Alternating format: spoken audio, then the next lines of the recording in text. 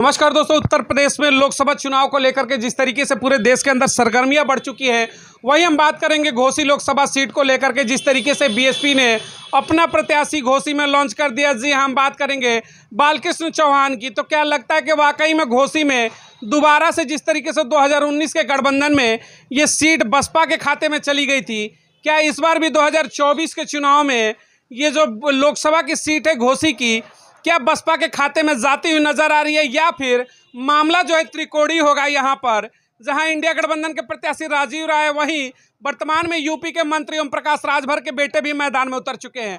तो चलिए माहौल को जानते हैं कि घोसी लोकसभा सीट का माहौल इस समय क्या है। घोसी चुनाव में सर जिस तरीके से बसपा ने अपने बड़े चेहरे को लॉन्च किया, यहाँ पर बालकृष्ण चौहान, क्या लग रहा है इस बार एक तरफा चुनाव फिर से जाने वाला है बसपा का, या फिर लड़ाई रहेगी? बहुत बहुत आप लोगों को धन्यवाद। सबसे पहले ये बीएसपी की सीट रही है और बहुजन समाज पार्टी के 1999 में पहली बार यही बालकृष्ण चौहान जी लोकसभा गए थे जीत करके, और आज इनसे कोई लड़ाई नहीं है। यहाँ कोई त्रिकोणीय लड़ाई नहीं है। यहाँ सर्व समाज के लोग, अगड़ा पिछड़ा, सब सारे लोग बहुजन समाज पार्टी की तरफ आज आशा भरी निगाहों से देख रहे हैं और बालकृष्ण चौहान जी को भारी मतों से विजयी बनाने का काम करेंगे। यहाँ पे अगर समीकरण की हम बात करते हैं तो 3.5 लाख वोटरों की संख्या जो बताई जाती है चौहान समाज की, 4.5 लाख दलित वोटरों की संख्या, एक आंकड़े हैं। लग रहा है कि दोनों अगर समीकरण सही बैठा तो बसपा यहाँ से फिर से विजयी होगी। निश्चित रूप से विजयी होगी, कोई शक नहीं उसमें। बहुजन समाज पार्टी यहाँ से शुरू से ही आधार अपना बनाए रखी है, और उसी आधार पर कांसीराम के जिंदा रहते हुए, कांसीराम साहब के, बहुजन समाज पार्टी ने माननीय बालकृष्ण चौहान को जिता करके यहाँ से घोसी लोकसभा से कल्पनाथ राय के बाद भेजा। पहली जीत यहाँ घोसी में बहुजन समाज पार्टी ने बालकृष्ण चौहान जी को जिता के भेजा। उस समय चौहान के दो लड़ रहे थे जब जीते थे, माननीय दारा सिंह चौहान समाजवादी पार्टी से, और कल्पनाथ राय के खानदान के उनकी औरत और उनका बेटा, तीनों हार गए। माननीय बालकृष्ण चौहान जी को जनता महान ने, इस बहुजन समाज ने जिता करके दिल्ली पार्लियामेंट में भेज दिया। लड़ाई के बाद तो यहाँ कोई लड़ाई नहीं है। जैसे आपको का बयान है सर, उसमें कह रहे हैं इंडिया गठबंधन हो गए, क्या कह रहे हैं। यहाँ समाजवादी पार्टी जो पिछला चुनाव हुआ तो गठबंधन में चली गई बसपा को, बसपा का कैंडिडेट मिला। इसके पहले 2014 में समाजवादी पार्टी तीसरे नंबर पर रही, चौथे नंबर पर रही। ये राजीव राय लड़े थे 14 में, चौथे नंबर पर थे। मुख्तार अंसारी तीसरे नंबर पर थे, दूसरे पर बसपा से दारा सिंह चौहान थे, और हरिनारायण राजभर पहले नंबर पर थे। फिर 19 में जो है अतुल राय जीते।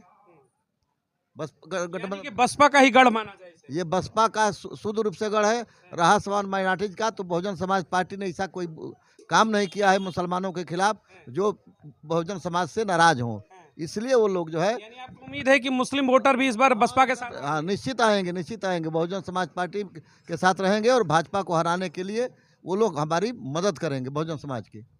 इसलिए भी बनाने का काम करेंगे कि आज जो है इस वर्तमान परिस्थिति में, वर्तमान सरकार की स्थिति देख रहे हैं, किसान हो चाहे नौजवान हो चाहे बुनकर हो, सारे लोग महंगाई से त्रस्त हैं, कोई जीएसटी से त्रस्त है। दूसरी बात, सबसे बड़ी बात यह है कि दलितों पिछड़ों की शिक्षा खतरे में है, पढ़ाई लिखाई खतरे में है, संविधान खतरे में है। जो बाबा साहब डॉक्टर अंबेडकर ने लड़ करके, अंग्रेजों से भी लड़ करके, कम्युनल अवार्ड को तो जानते हैं, चलिए वहाँ नहीं जाएंगे, एक वोट कर 24 सितंबर 1932 को एक वोट का अधिकार दिया था, जो लोकतंत्र में सबसे बड़े मायने रखता है। उन्होंने राजा और रानी का पहले राज चलता था, उसको उन्होंने रानी के पेट का ऑपरेशन कर दिया। जो एक वोट का अधिकार, चाहे वो बड़ा हो चाहे छोटा हो, चाहे मेहतर हो चाहे राजा हो, सबके वोट का एक अधिकार है। आपने कहा, थोड़ा सा रोकना चाहूंगा, आपने कहा एक वोट का अधिकार लड़ करके दिया अम्बेडकर ने। एक वोट का अधिकार तो मिला, लेकिन इस समाज से सवाल है कि सबसे बड़ी आबादी, लगभग 35% से ऊपर देश की दलित समाज की आबादी, देश में हर कोई प्रधानमंत्री बना। क्या मायावती जैसे चेहरे को, दलित समाज की बेटी को मौका नहीं मिलना चाहिए प्रधानमंत्री का? मिलना चाहिए, मौका मिलना चाहिए। जब उनको उत्तर प्रदेश में मौका मिला है, 4 बार मुख्यमंत्री रही हैं। आप लोगों ने देखा है कि कानून से कानून का राज चला है। यहाँ गुंडे माफिए भाग करके दूसरे प्रदेशों में, दूसरे देशों में चल जाया करते थे। चाहे वो महामाया योजना हो, काशीराम शहरी आवास योजना हो, यूपी पुलिस की भर्ती हो, मैंने रोजगार, चाहे कर्मचारी जो भी स्वास्थ्य सफाई कर्मचारी के उन्होंने 1,20,000 नियुक्ति की, उन्होंने जितने अपने सरकार में रोजगार दिया नौजवानों को, उससे उतना किसी ने नौकरी में आज तक रोजगार नहीं ये दिया। सारे मुद्दे हैं जो इस बार कारगर रहेंगे और आपको वोट मिलेगा, यकीन है? मिलेगा, यकीन है। आज यहाँ दलित, पिछड़ा, माइनॉरिटी सारे लोग यहाँ जो है बालकृष्ण चौहान जी को वोट करेंगे। यहाँ कोई त्रिकोणीय लड़ाई नहीं है। माइनॉरिटी के सवाल पर मैं आऊंगा। क्या कहेंगे सर, इस बार आपके प्रत्याशी अब लॉन्च हो चुके हैं यहाँ पर, बालकृष्ण चौहान, लग रहा है कि इस बार सीट आप इजीली निकालेंगे या फिर लग रहा है कि लड़ाई होगी? नहीं, चुनाव तो निकलना है हम लोगों का, इसलिए निकलना है कि यहाँ दलित समाज के लोग जो है बीजेपी से जो है त्रस्त हो चुके हैं, और होने के बाद जो है बालकृष्ण चौहान जी जो है दोबारा जो है आए हैं बसपा से, तो वो जीते भी हुए हैं। उम्मीद भी रखा जा रहा है, उम्मीद क्या, पूरा 100% जो है उम्मीद है कि चुनाव जीतेंगे। राजभर समाज के बड़े नेता हैं भाई, इस समय मतलब में मंत्री हैं यूपी के, वो कह रहे हैं कि भाई राजभर समाज ही यहाँ पर इस बार विजयी होगा। अपने बेटे को कह रहे हैं कि भाई हम तो जीतेंगे। उनकी चुनौती को क्या कहेंगे आप? कहने के लिए तो सारे लोग कहते हैं कि हम जीतेंगे जीतेंगे, लेकिन जो जीत करके जाएगा उसको तो माना जाएगा कि जीतेगा कि क्या करेगा। तो हम लोग तो फाइट कर दिए हैं कि बालकृष्ण चौहान जी चुनाव यहाँ से जो है फाइट करके जाएंगे। वोट मिल रहा है इस बार? एकदम बिल्कुल वोट मिल रहा है। वोट एकदम बीएसपी का वोट भी है और अदर कास्ट का भी वोट जो है उनको मिल रहा है। हाँ, सारे लोगों का। ये सीट आसानी से निकलेगी? सीट एकदम बिल्कुल आसानी से निकलेगी। सर, जिस तरीके से ये सीट पर एक तरफा लड़ाई जा रही है, हाँ, एकदम निश्चित जा रही है। इंडिया गठबंधन यहाँ पर कोई अपना रोल नहीं निभाएगी? इनका तो एक ही आधार है, मास माइनॉरिटी का आधार है उनका, उनके पार्टी का बेस वोट जो यादव वोट है। उसके बाद उसी के सहारे लड़ रहे, बाकी तो कुछ इनका है नहीं अता पता। अगर माइनॉरिटी मान लीजिए कि किसी कारण बस सहानुभूत चिल्ला रहे हैं, तो मुख्तार का परिवार तो वहाँ लड़ रहा है, तो कोई ज़रूरी नहीं है कि पूरा मुसलमान जो है यहाँ पर कन्वर्ट हो जाए। वो बीजेपी को जो हराएगा। ओम प्रकाश राजभर को कितनी बड़ी चुनौती मानते हैं आप लोग, उनके बेटे यहाँ पर मैदान में? यहाँ पर ओम प्रकाश राजभर की कोई चुनौती, उनका कोई जनाधार नहीं है। भाजपा कोई जनाधार? हाँ, जनाधार इसलिए नहीं कि मात्र जो है उनका जनाधार भारतीय जनता पार्टी का जो स्वर्ण वोट है वो उनके पाले में नहीं जा रहा है। दूसरी बात रही कि जो राजभर समाज है वो पिछली बार लड़े थे लोकसभा चुनाव, 37,000 वोट पाए थे अपनी पार्टी से ओम प्रकाश राजभर जी 2019 में। तो इस बार कितना पाएंगे? हरिनारायण भी लड़े थे। यानी इनका अस्तित्व नहीं है। कौन सा अब मान ले कि व्यापारी वर्ग है जो भाजपा कमोबेश मोदी के नाम पर करता है, तो वो भी मन का वोट करेगा, तो कहाँ से आधार इनका खड़ा होगा? समर वोट बहुत उत्साहित नहीं है उनको वोट देने के लिए, वो निगेटिव वोट करेगा। और नहीं बूथ पर ना जाए, और जाए भी तो बेमन का भैया कनपटियों से। पिछड़े वोटों के अगर समीकरण की बात करें तो बड़ा तबका जो बीएसपी के साथ जाएगा। हाँ, बड़ा पूरा तबका जाएगा। भाई जिस तरीके से घोसी वाले इस सीट को लेकर के बड़ी चर्चा हो रही है, कह रहे भाई ये तो परंपरागत सीट है भाई, जब हमने उस टाइम पहली बार भी यहाँ से जिता कर भेजा था, अब की भी तैयारी है, क्या लग रहा है कि इस बार जिताने में कामयाब होंगे आप लोग? सबसे पहले तो आपके चैनल को मैं धन्यवाद देना चाहता हूँ।